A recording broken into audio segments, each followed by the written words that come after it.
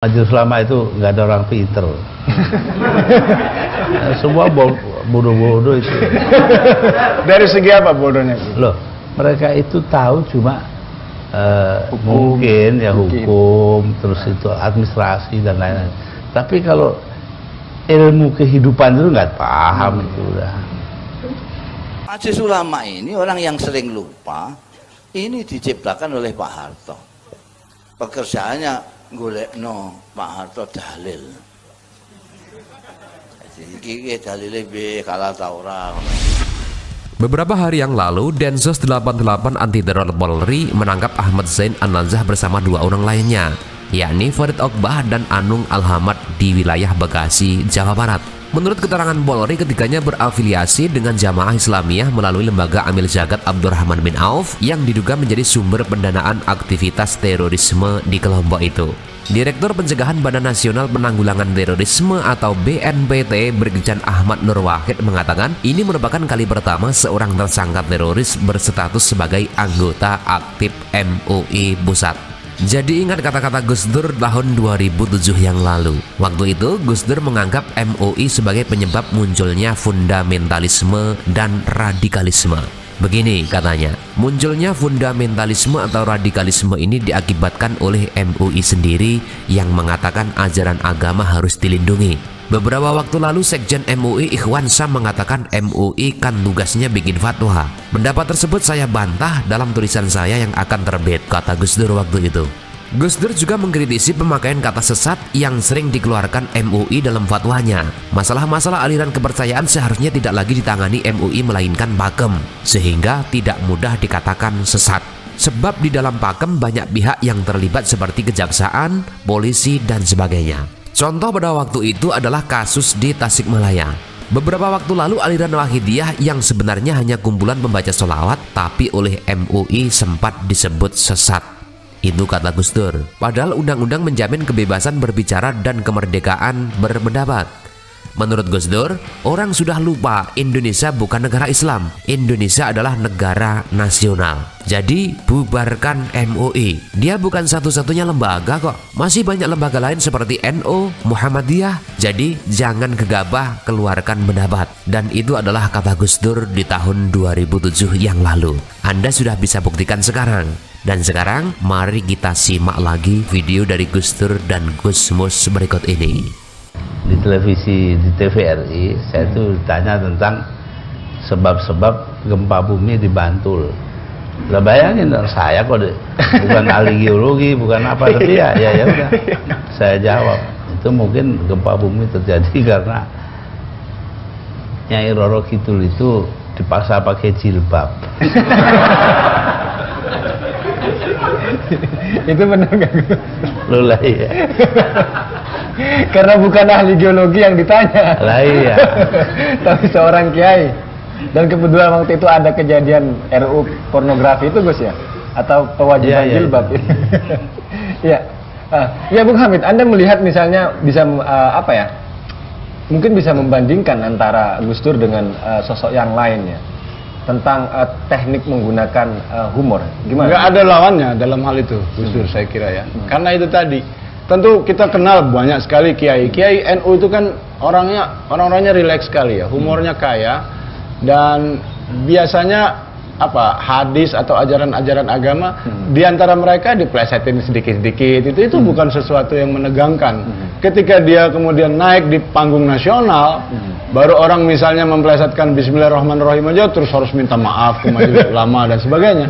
Padahal di pesantren gitu-gituan itu biasa. Bukan berarti mereka tidak menghargai agama, tetapi agama begitu akrabnya dengan mereka sehingga seperti kita kalau akrab sama orang udah bisa bercanda gitu loh maksudnya. Jangan-jangan kan memang ada perbedaan.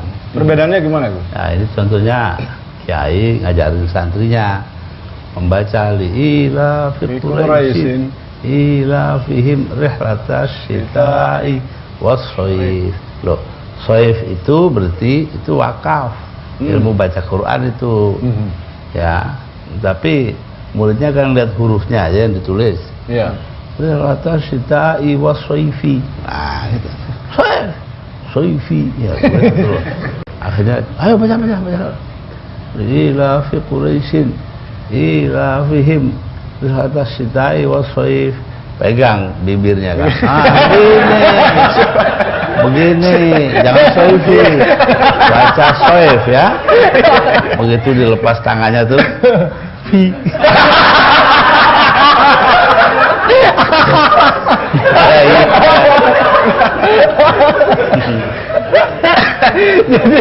Makanya kita nggak boleh memaksakan apa-apa. Lo bayangkan itu Quran gitu, artinya bukan berarti mau menghina Quran, karena begitu akrabnya ya Gus ya, tiap hari hidupnya dengan. Di situ ada perbedaan kan, dua ilmu, satu ilmu qiraah, satunya ilmu wakafnya baca Quran sendiri.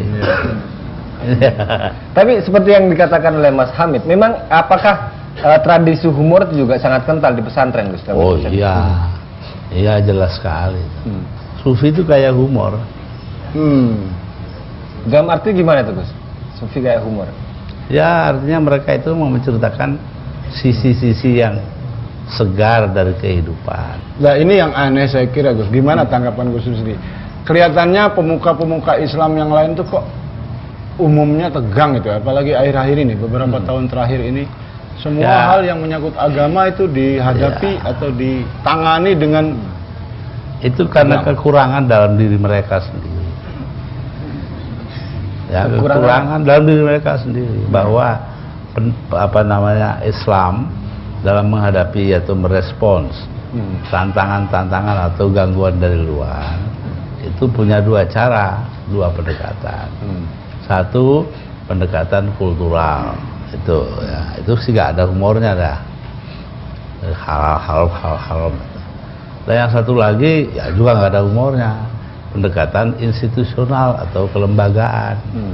Ini, nah sekarang kita lihat pada kultural tanpa humor, yaitu pada abad ke-5 Hijri itu ulama mulai mempersoalkan ziarah kubur. Nah, yang setuju ziarah kubur, yang melakukan hal itu ziarah semua ya. Anggap aja dah, pucuknya jadi NU lah, gampang. Ya. Lah yang tidak setuju, ya itu pucuknya jadi Muhammadiyah lah kan begitu dah. Iya. Bangsa Ibnu Taimiyah segala macam. Ya sudah seru aja. Kalau di kita dianggapnya gitu ya. Nah itu.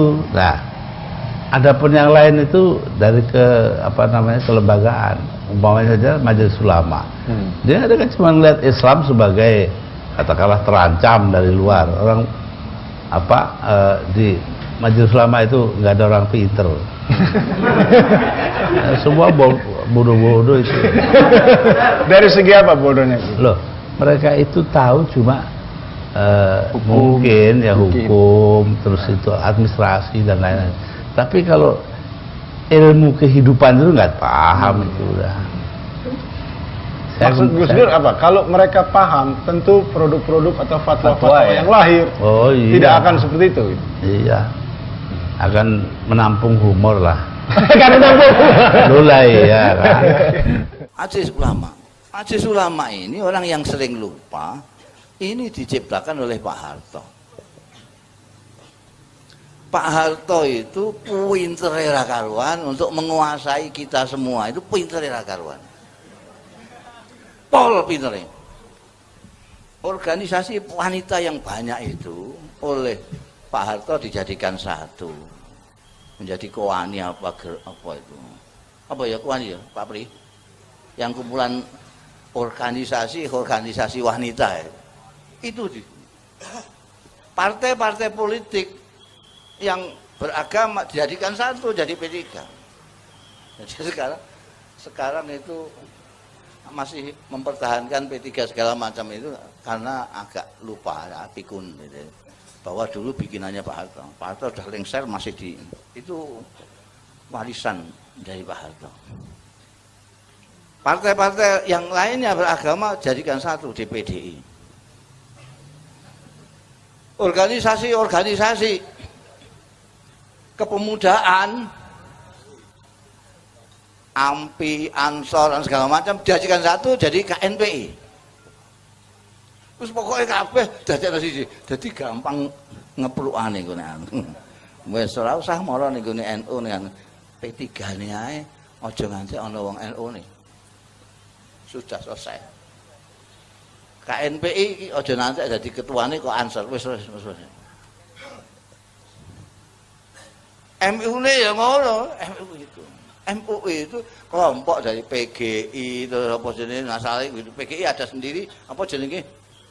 Ada sendiri itu yang agama Kawi, agama Nasrani itu ada sendiri di kelompoknya dadi siji, sing Islam itu dadi NU Muhammadiyah persis sak wide dadekno siji ning gone MUI. Pekerjaannya golekno Pak Harto dalil. Jadi iki dalile piye kalah ta ora ngono. Kalau dulu Bung Karno itu tanyanya sama Menteri Agama. Pak Harto tanyanya sama MUI. Meskipun nanti outputnya sama. Jadi ada dalil itu yang lucu. Jadi metal apa? Berubah apa jadi metamorfosa? Iya, berubah. Zaman Bung Karno itu jadi dalil revolusi. Begitu Pak Harto jadi dalil pembangunan. Karena tuh maknanya ki mau dari Menteri Agama ini beda-beda tuh maknanya. Ini maknanya anu Pak. Oh kalau begitu dalil revolusi ini. Jadi aku golek dalil pembangunan, golekno metune itu juga. Yaitu dan ini sekarang ikut semua orang-orang itu. Karena penguasa itu memang paling top kalau bikin opini itu.